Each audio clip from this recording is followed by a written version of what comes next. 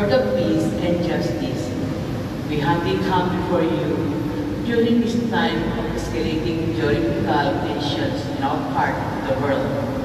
Through the years, we have sustained our faith in you as a nation.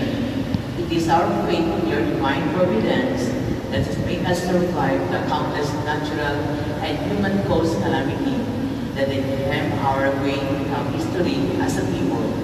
Spare us